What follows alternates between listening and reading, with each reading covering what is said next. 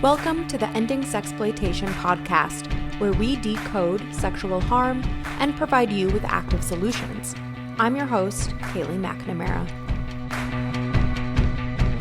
Hello, everyone. I am so excited today to have Elly Arrow here to speak about the harms of prostitution and how prostitution is surfacing in her region of the world. So, Elly, I would love for you to introduce yourself, a little bit about your background and how you began working on these issues. Hi, thank you for having me. Yeah, my name is Elly Arrow. You can find me as Elly Arrow on social media also. I'm a feminist activist from Germany, working to end violence against women and girls. And back in high school, I started realizing that how dire the situation is in my country, Germany, where I'm born and raised, how the level of exploitation that happens even in our legal industry, which I think we're infamous for at this stage.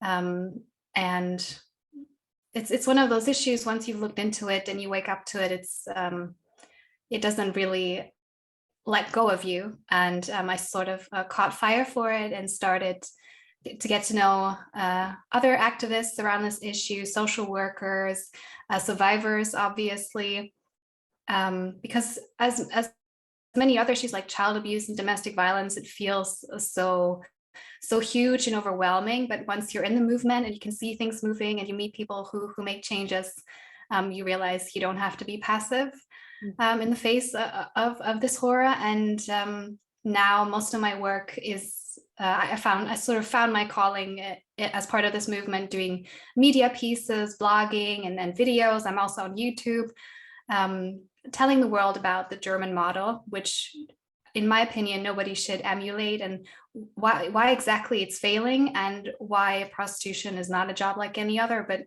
in my view, an oppressive system towards women, towards migrants, and towards other minorities. Oh, thank you so much. You know, prostitution, it really is such a global phenomenon. So it's so vital and important to have these perspectives from people around the globe, especially considering different legal systems, legislative approaches to prostitution or the sex trade. You already mentioned, you know, there is a legalized model in Germany. I was wondering if you could explain what the legal status of prostitution is in Germany, or maybe some also surrounding regions. And what does that look like on the ground then for those who are engaged in it?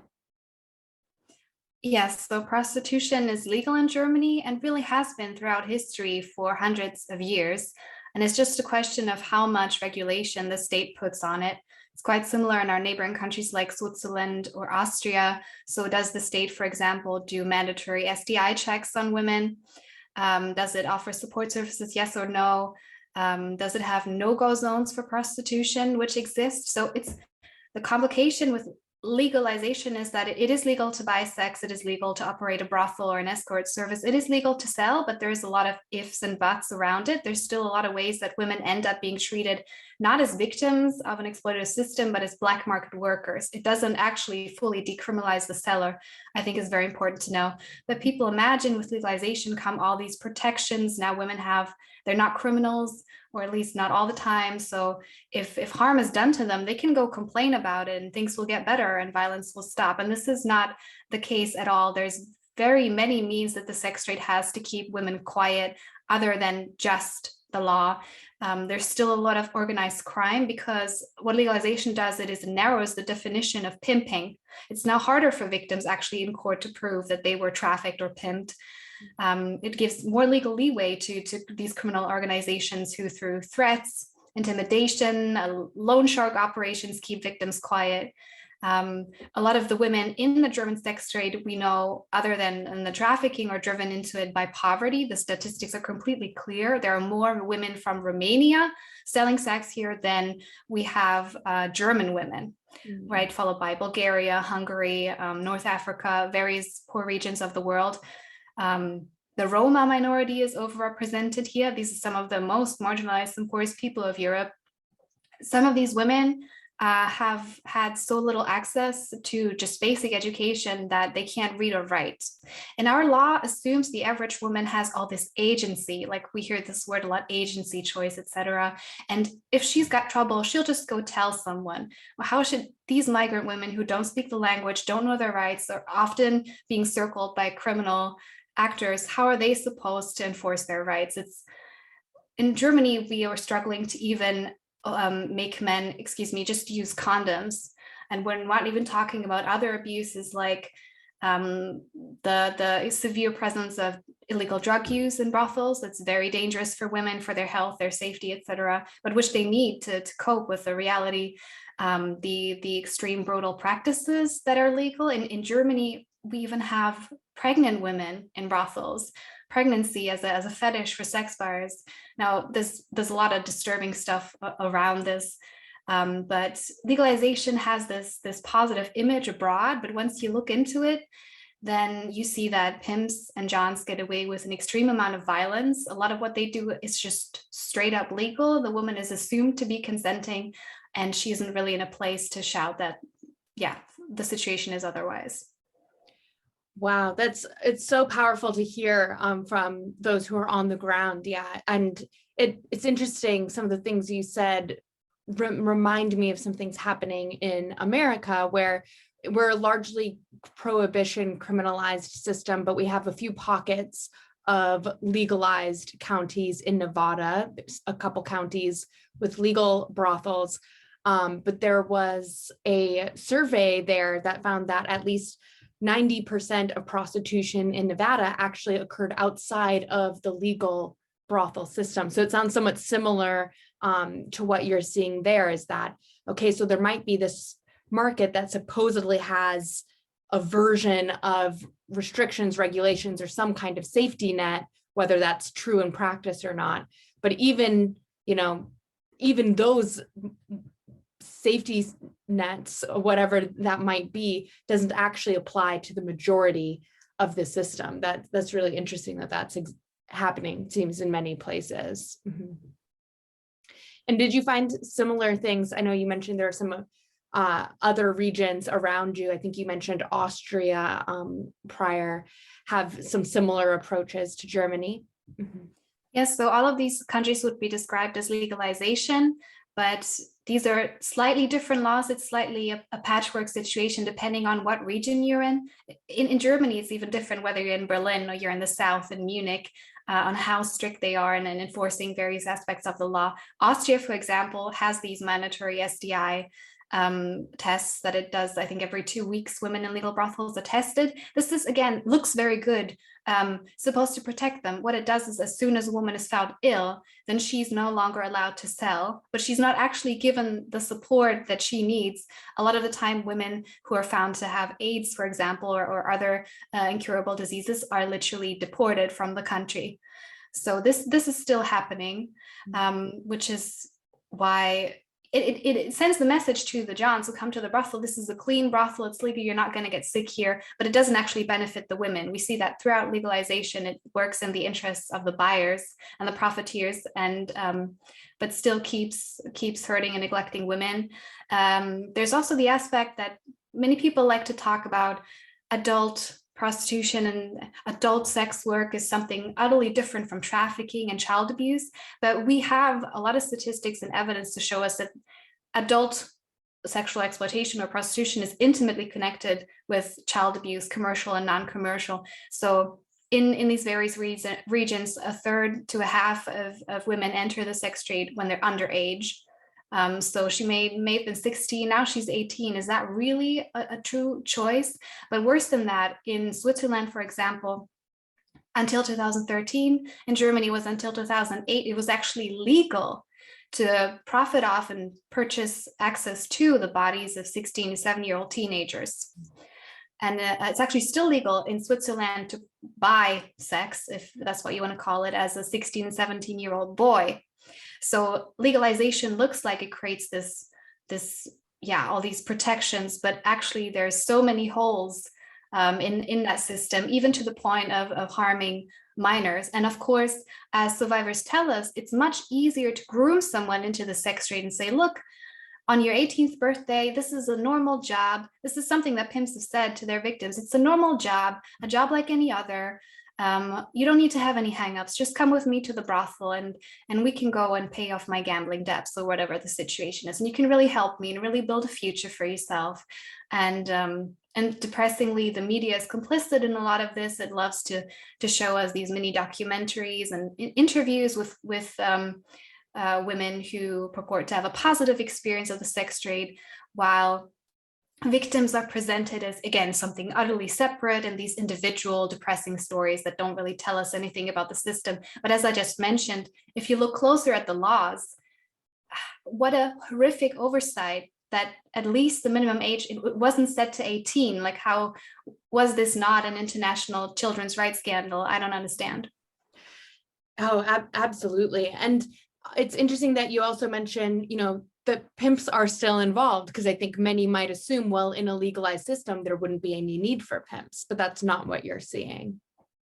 No, the law actually in Germany says that we have a legal definition. We distinguish between pimping and exploitative pimping.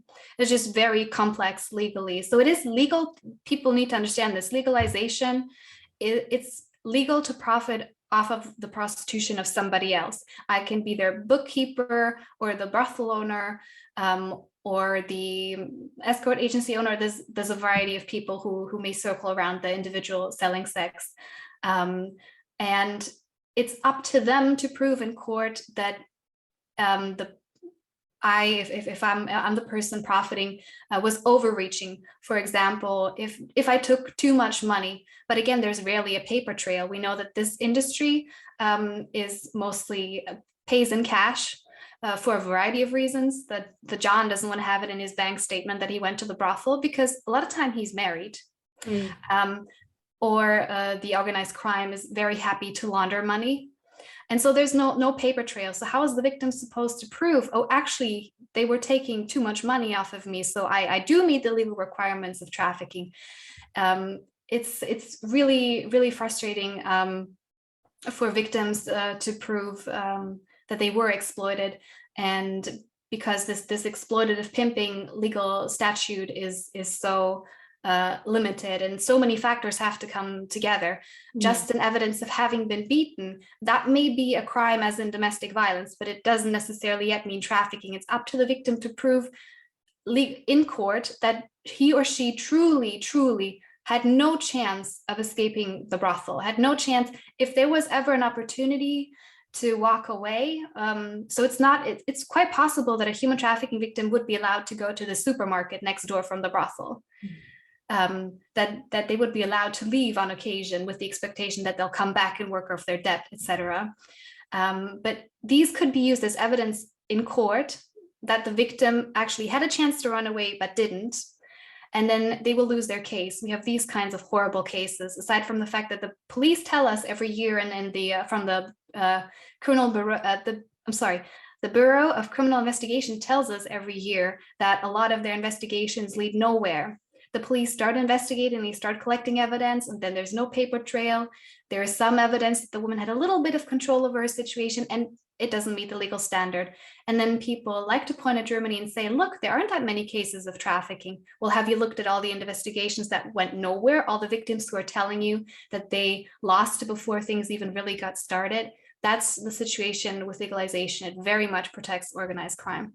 Wow. And I think that's so powerfully horrific, especially for those who realize that trafficking is not simply someone being bound in chains in a dungeon. That psychological coercion, like you mentioned, like domestic violence, is one of the primary tactics for so many, or debt bondage.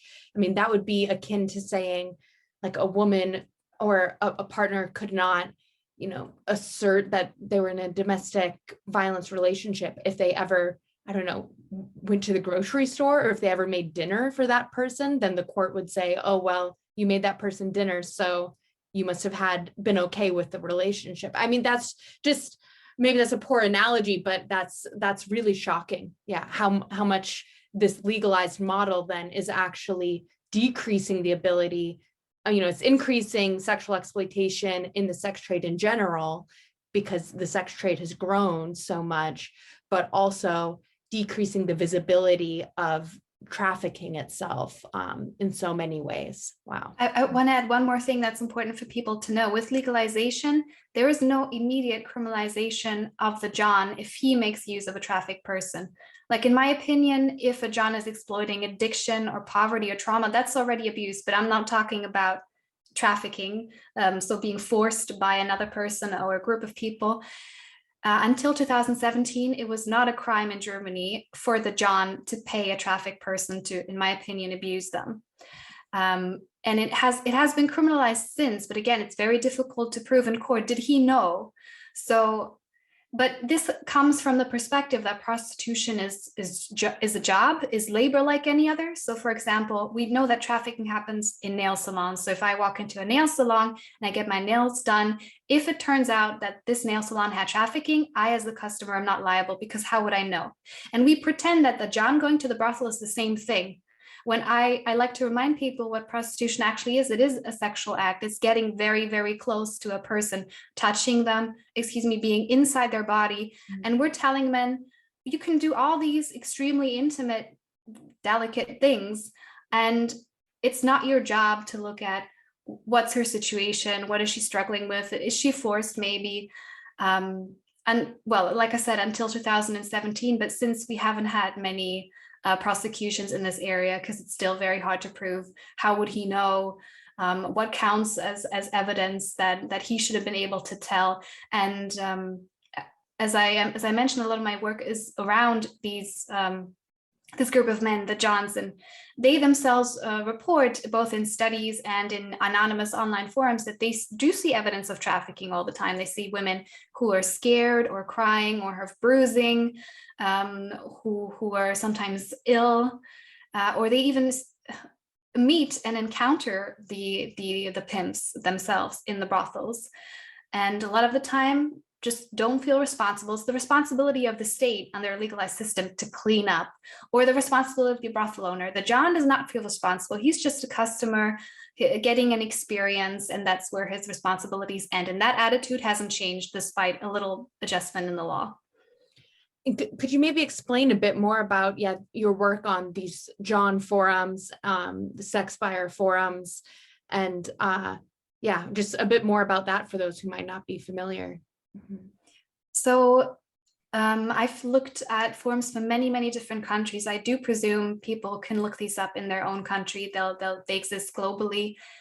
These are online forums where men who make use of the sex trade congregate and talk about their consumption, their experience, and they rate brothels, escort agencies, and individual women. And this makes for quite a disturbing read, and I think very unlike other people would rate a restaurant or a hairdresser. And when a brothel gets rated or a woman gets rated, it's not the same thing. It's incredibly dehumanizing. It starts with a detailed report of her body. These men will sometimes give somewhere between 1 and 5 stars for aspects of her appearance, or they'll use a grade. Let's say she gets a B for her breasts, but an A for her butt. I mean, it goes into quite intimate and dehumanizing detail. Sometimes men will even discuss the level of tightness of women's vaginas, and just threats about that. How good a certain plastic surgery result is. They'll discuss sometimes the state of her teeth, because women who struggle with certain types of addiction can have damaged teeth as a result. And I never want to make an exact equivalency, but the only time that I've heard discussions of like this is discussions at slave markets. So I'm not saying these are slave markets, but we have very strong parallels there. And they give other men advice. Let's say you have a certain preference for very young women or women from a certain background, let's say women with dark skin. And we see a lot of racism on these forums, expectations that women would act according to racist stereotypes, like dark-skinned women would be wild, and Asian or Latin women would be exotic, and Eastern European women would be submissive. that is happening throughout. And then, of course, the sexual acts themselves will also be rated. And these are quite disturbing because there's so much evidence that the Johns know that this is not two people meeting because they both want to have fun tonight, but that it's extremely one-sided. He picks the acts off a menu, she performs them. That might be a good, they'll literally say, she gave me a good illusion. So they know she's acting. She doesn't want this. This isn't, for her enjoyment. And a lot of time we know he sees it's there in his words. She's barely enduring the experience. We see evidence of dissociation, women being compared to, she was like an ice block, she was like a doll, or even she was like a corpse, not moving, just lying there.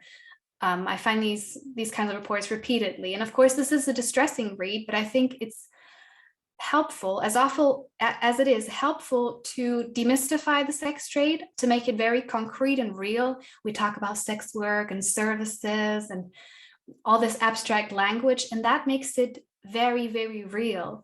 Men talking about how women are sometimes expressing pain, women who want to stop, but he's like, but I paid money, so we still got 10 minutes to go.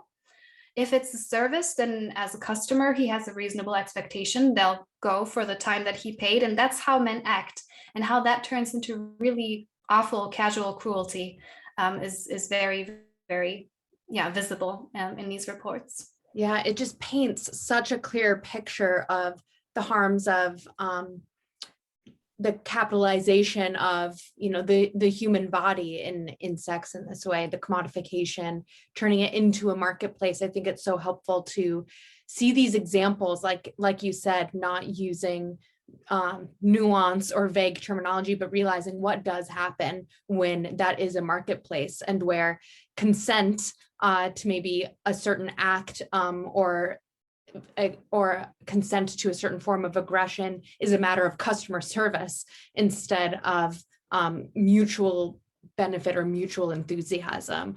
I think that's incredibly helpful. Mainstream narratives tend to really center around prostitution, tend to center very Western stories and very much focusing on the individuals with great autonomy of choice. I like to say, media often likes to show the woman who's choosing if she wants to go into her 9 to 5 at the high-powered law office, or if she would prefer to engage in prostitution that day. She's kind of making up her choice based on her own whims. In Germany, in these regions that you're working in, what level of autonomy are you seeing in the sex trade? How are you seeing that play out? As I mentioned, most of these women, I think, would be correctly classified as economic refugees. I don't think a lot of people in the wealthy parts of the West can imagine the level of poverty that exists in Eastern Europe or North Africa or these various different home countries. That, like I mentioned, a lot of these women may not have even finished high school. So their chances are minimal. There are a lot of job deserts there. There's no employment there. We know that this happens to the young men from these regions because they end up working in our agriculture or in the meat industry, having to do the horrible work of what's the term?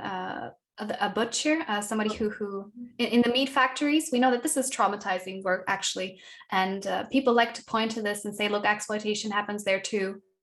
And I say, yeah, we have to reform the meat industry, the agricultural industry, but we do need to eat. Sex, however, is not necessary for survival or a human right. It's, like you said, something that you can experience with someone, but only if there's this mutual attraction and mutual desire. Otherwise, it very quickly veers into the area of violence. And so I find it important to emphasize to people, we have evidence that a lot of these women are trafficked. So that's obvious, that's not a choice. But if you come from a village where there are no jobs, and you might have multiple siblings and multiple generations under your roof to feed, and you already have brothers working in these other industries, like I mentioned, and you then go into a German brothel, is that really a free choice?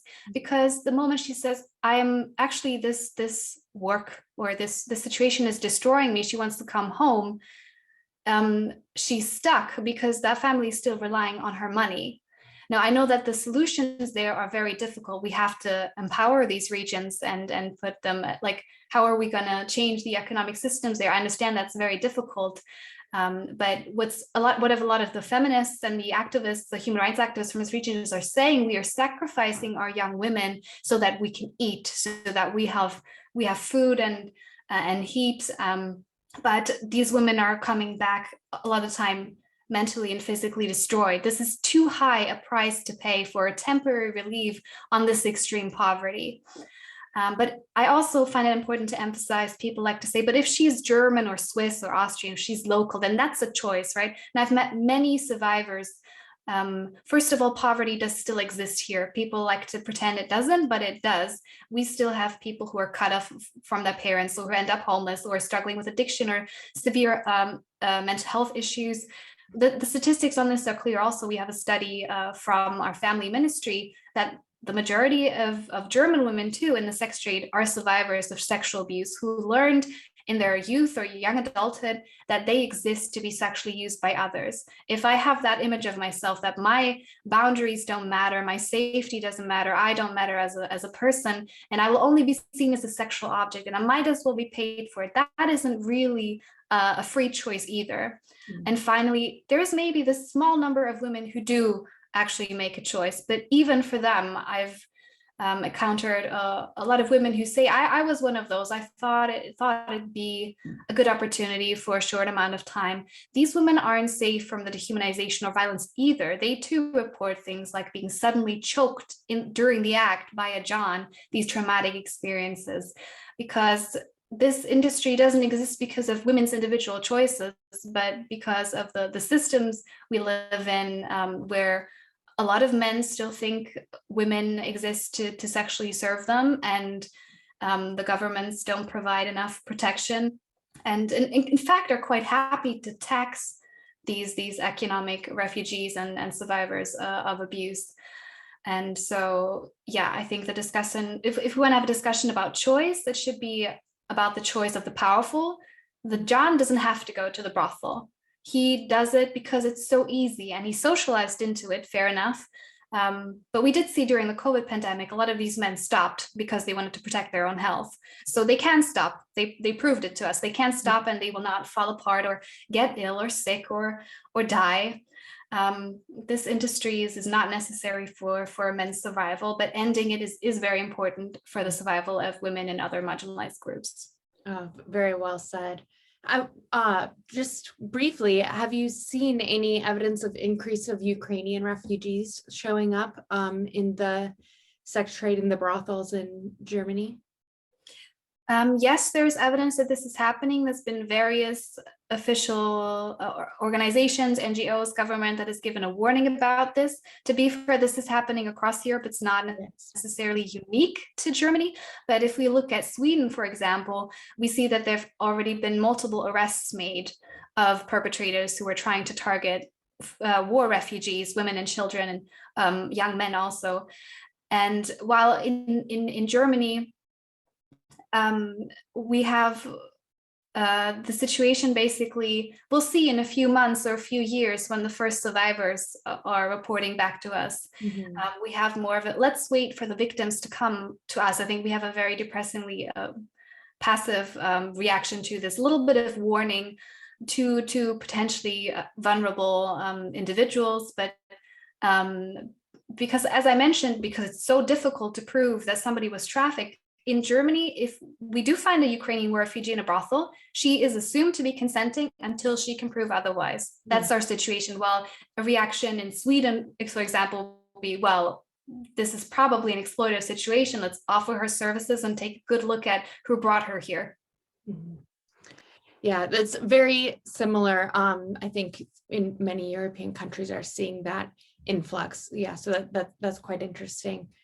What solutions? So obviously, this is a very deeply embedded, difficult issue that we're working on addressing. What do you think are some of the solutions, whether regional or even just globally, that those listening should be aware of, look into, and potentially advocate for? I'm probably not the only person who's going to be advocating for this. I am a supporter of the Nordic model or the equality model. So that is decriminalizing the person selling sex, man, woman, or trans person, and trying to minimize the ways that criminalization could still happen. Like I mentioned, under legalization, we still have zoning laws, or she has certain papers to fulfill. These would fall away.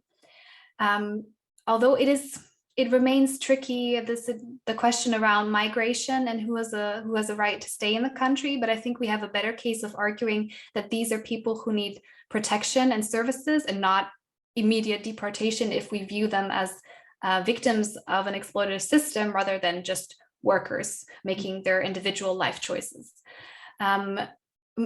So services for these people are absolutely necessary. There should be a right to exit. There cannot be a, we like to talk about the right to sell sex. What about the right to exit? That's what this model prioritizes.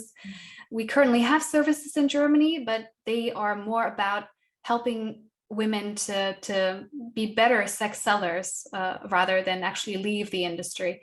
And this is something that we would like to change. It's of course difficult to change the attitudes of all these different organizations, social workers, police, courts. This will take probably generations. There's still a lot of disrespect, and there certainly is stigma for people who have survived the sex trade. There's still an assumption of there's something off about them, their character, their nymphomania.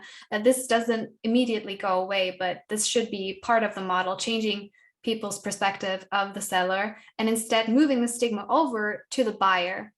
I talked before, like, what is this attitude of men who think they have a right to sex at the push of a button, picking sex acts off a menu and body sizes and literally women's race and all these different categories, that this is not okay. This doesn't have a place in an equal society. So it does involve the criminalization of the buyer, though most countries do this just by fining them, and then a repeat offender or someone who uses someone particularly vulnerable, a minor or a trafficked person, may also end up with a jail sentence. It's also about, again, like the signals it sends into society, what is acceptable. Like, this isn't a form of male sexuality that we don't believe this is inherent. We don't think men and boys are born this way, are born to be entitled or predatory.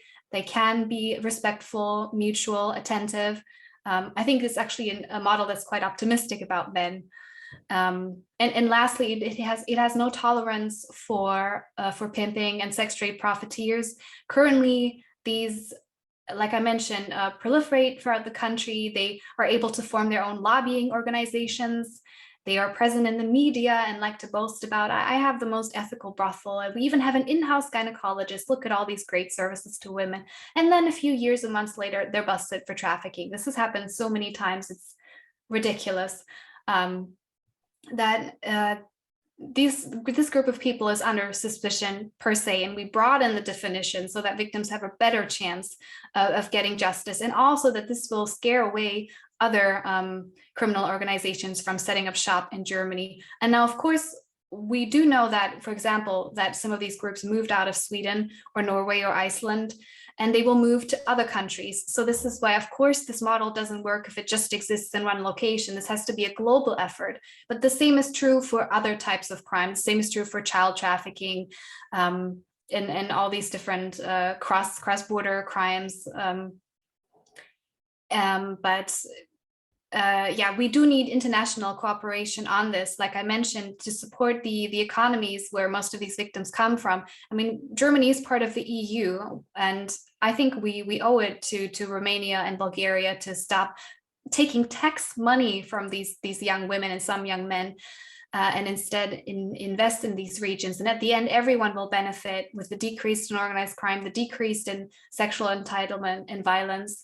And it's a project of generations, of course, like all movements against violence are, but it is possible, and it is a growing movement, and more countries are following this legislation. Absolutely. Do you have any advice for someone who might be listening and interested in getting involved? I don't know whether you have any updates on how the movement to address the harms of prostitution is growing in the Germany and Austria region, or so anyone who would maybe want to get involved either regionally or even just in the global effort. Yeah, so I think everyone can do something in this movement. I think the goal for individuals is, well, first of all, I think it starts with just educating yourself, having the conversations at the dinner table. That's always a good start. But if you want to get involved, so in Germany, we do now have across the country groups forming in different cities and networking. So that's very encouraging. It's still a lot more sparse in Austria and Switzerland. That's still very much at the starting stage. But yeah, this is a chance for people to say, I have maybe 2-3 people in my city who care about this. Ideally, everyone brings their own skills to the table. Someone's a social worker, someone's in this movement, we have doctors, gynecologists who meet women and know what their lives are like. We have survivors, obviously, that's very central. The most powerful movement is of course one where affected people can speak for themselves, and where they can also correct us when we make mistakes, or when some of the things we advocate for might not be ideal or might not be working. They can tell us how it actually works on the ground. Bringing these people together to discuss, oftentimes it can start with what's going on in my city. Do we have an exit service locally? If not, can we try and set one up? And even maybe get city funding in the long term. You can set up evenings where you show people documentaries, or you host panels and just speak to people. There's more and more survivors writing their memoirs and their political manifestos. Those need to be spread and translated. The literature is already there. The information is there. It needs to be spread. I also recommend, like I've set up these projects where you collect junk quotes, like I mentioned, from the forums. That'll definitely exist in everyone's country. We already have them for France, England, Canada, Italy, like I said, the German-speaking area, Israel also, I believe. But if it's not there yet in your region, anyone can be the first person to set this up.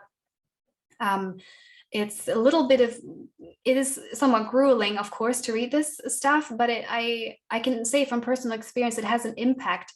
A lot of people have taken some quotes and just send them to their local government, city or state, or even national, and just asked, is this the kind of life we want for women and migrants, et cetera? Is this really who we want to be as a country? And it's hugely impactful. It does make people think.